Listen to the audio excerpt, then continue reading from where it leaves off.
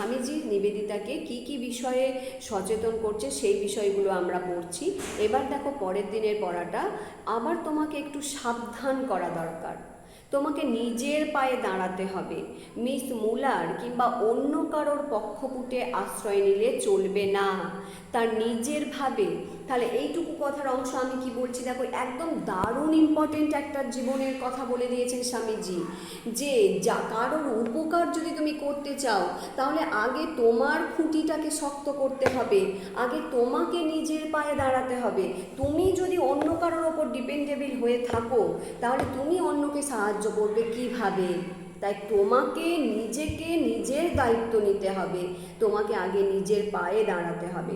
এখানে এই যে দুটো মানুষের আমরা কথা পেলাম, মিস মুলার স্বামীজি কি বলছেন?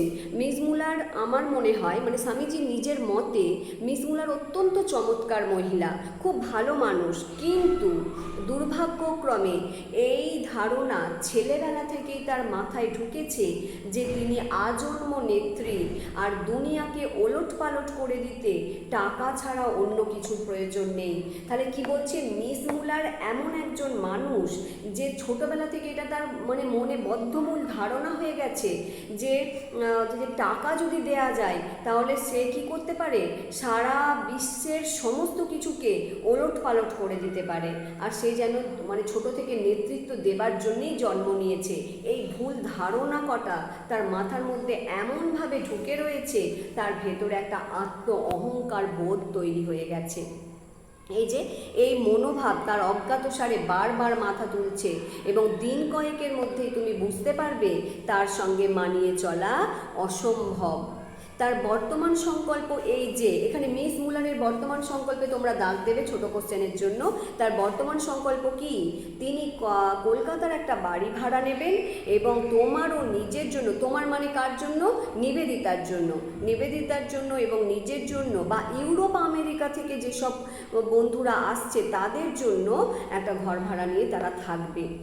এই চিন্তা ভাবনাটা স্বামীজি বলছেন এটা অবশ্য তার সহৃদয়তা বা অমায়িকতার পরিচায়ক। এখান থেকেও 3 নম্বর তোমাদের কোনো স্কুল দিতে পারে যে তার সহৃদয়তা অমায়িকতার পরিচায়ক। তার বলতে কার কথা বলা হয়েছে, স্বামীজি কেন এরকম মন্তব্যটা করেছেন? স্বামীজি বলছেন যে তিনি যে ভেবেছেন যে যারা যারা আসবে তোমার জন্য তার জন্য একটা কলকাতার বাড়ি ভাড়া নেওয়া হবে, থাকবে সবাই মিলে একসঙ্গে, এই চিন্তা ভাবনাটা ভালো, কিন্তু তার এই মঠাধ্যক্ষা সুলভ সংকল্পটি দুটি কারণে সফল হবে না। মঠাধ্যক্ষ মানে মঠের যে অধ্যক্ষ হবে তাকে যে যে জিনিসগুলো করতে হবে, যে ত্যাগ স্বীকার করতে হবে, যে পথের মধ্যে দিয়ে যেতে হবে, তার মধ্যে দুটো কারণে মিস মুলার মঠাধ্যক্ষ হতে পারবে না। দুটো কারণ কি কি, তার রুক্ষ মেজাজ, অদ্ভুত অস্থির চিত্ততা। তাহলে এখান থেকে কিন্তু আমরা আবার একটা শিক্ষা পেলাম। কি শিক্ষা পেলাম?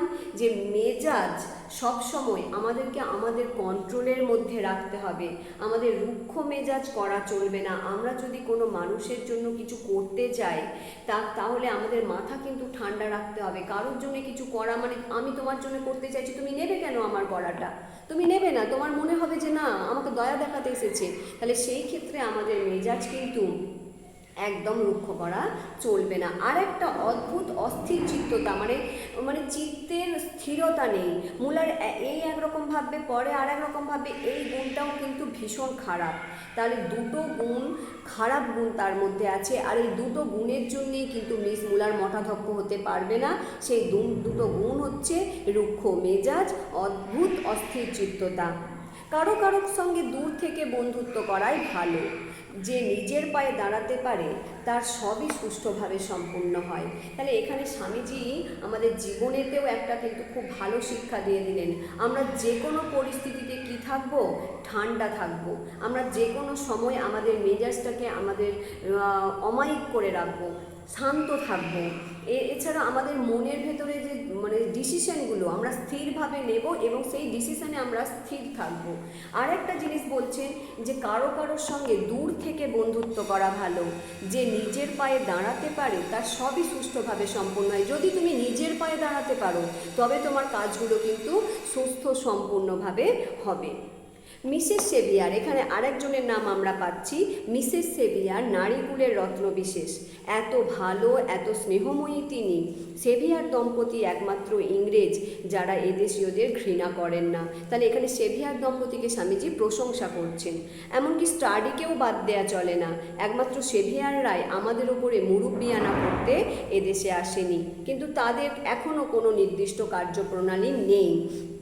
তুমি এলে তোমার সহকর্মী রূপে তো তাদেরকে পেতে পারো এবং তাতে তোমারও তাদের উভয়েরই সুবিধা হবে, কিন্তু আসল কথা নিজের পায়ে তোমাকে দাঁড়াতে হবে। বলছে মিস মুলারের কথা বাদ দিলাম, মিসেস সেভিয়ার খুব ভালো মানুষ, মিসেস সেভিয়ার তোমাকে সাহায্য করতেই পারে, কিন্তু তাদের কোনো নির্দিষ্ট কর্মপ্রণালী তারা এখনও গ্রহণ করেনি। তবে যাই হোক, যেই থাকুক, তোমাকে নিজের পায়ে দাঁড়াতে হবে। আমেরিকার সংবাদে জানলাম, এখানে একটা দাগ দেবে ছোট কোশ্চেনের জন্য, আমেরিকার সংবাদে স্বামীজি কি জেনেছিলেন? আমার দুজন বন্ধু মিস ম্যাকলাউড আর বস্টনের মিসেস বুল এই শরৎকালে ভারত পরিভ্রমণে আসছেন। মিস ম্যাকলাউডকে তুমি লন্ডনে দেখেছো, সেই প্যারি ফ্যাশনের পোশাক পরিহিতা মহিলাটি। মিসেস বুলের প্রায় 50, তিনি আমেরিকায় আমার বিশেষ উপকারী বন্ধু ছিলেন। তাহলে এখানটা দাগ দেবে, মিস ম্যাকলাউডকে লন্ডনে নিবেদিতা কোথায় দেখেছেন, মিসেস বুলের বয়স কত।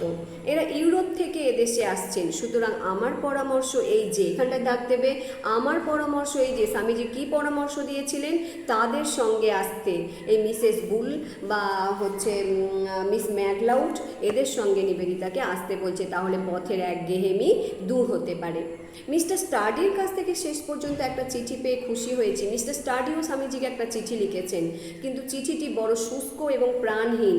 লন্ডনের কাজ পণ্ড হওয়ায় তিনি হতাশ হয়েছেন বলে মনে হয়। এখানটায় দাগ দেবে, চিঠিটি বড় শুষ্ক প্রাণহীন। কার চিঠি, কেন শুষ্ক বা প্রাণহীন? অনন্ত ভালোবাসা জানবে, ইতি সদা ভগবৎ পদাশ্রিত বিবেকানন্দ। তাহলে গল্পটির বা পাঠ্যাংশটির শেষে কি লেখা ছিল, এইটা দাগ দিয়ে দেবে যে এটা লেখা ছিল সদা ভগবৎ পদাশ্রিত বিবেকানন্দ। চলো, আজকে তোমাদের ক্লাসটা এখানে শেষ করলাম। সবাই ভালো থেকো, পড়াশোনা মন দিয়ে করো।